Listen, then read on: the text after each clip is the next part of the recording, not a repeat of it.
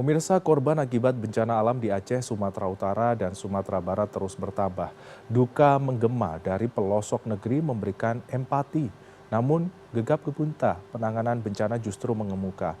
Apalagi masih banyak korban selamat yang belum disentuh bantuan dan penanganan darurat. Dan pemirsa, berikut laporan khas redaksi.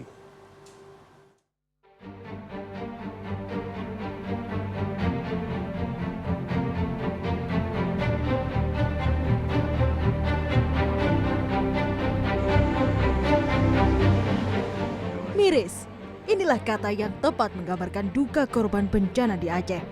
Salah satunya ratusan pengungsi desa Kaude, Aceh, Samalanga yang mengeluh sudah 6 hari berada di posko pengungsian harus beli beras sendiri di pasar. Posko didirikan cuma dijatah 150 kg beras. Setelah itu tidak ada bantuan sama sekali. Posko didirikan pada Selasa 25 November, listrik mati dan jaringan komunikasi lenyap. Padahal lokasi berada 150 meter dari jalan rel kereta api yang menghubungkan Samalanga dengan Pidi Jaya. Posko yang dibuat pengurus masjid kecamatan ini belum dipasokkan bantuan lanjutan.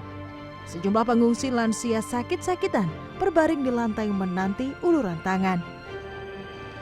Sementara itu, informasi update dari Kepala Pelaksana BPBD Biren, jumlah korban jiwa pasca banjir di Biren ada 19 jiwa.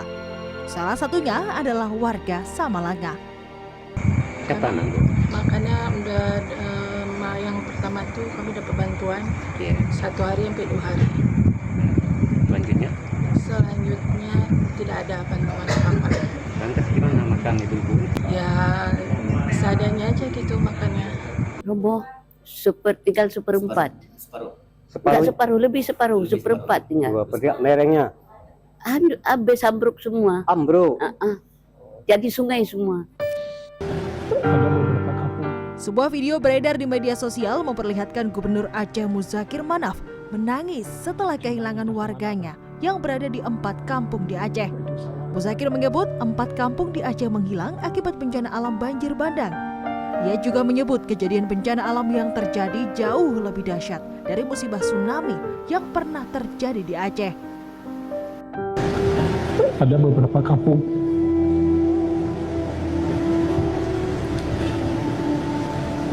hilang entah kemana apa, yaitu Sawang dan Jambuai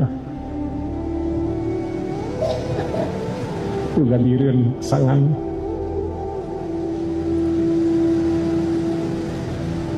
Malam itu 4 kampung juga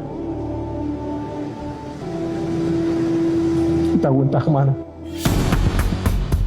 Di Kabupaten Biren, Provinsi Aceh, seorang warga berupaya menyelamatkan seorang bocah perempuan menggunakan tali untuk menyeberangi Sungai Tepin Mane akibat akses jembatan yang terputus. Dalam video dinarasikan, si bocah sudah pingsan sehingga warga langsung berteriak mencari tenaga kesehatan. Penyelamatan berpacu dengan waktu dilakukan untuk mengevakuasi 2 korban hanyut terbawa banjir bandang di aliran Sungai Silaing Bawah, Kabupaten Padang Panjang.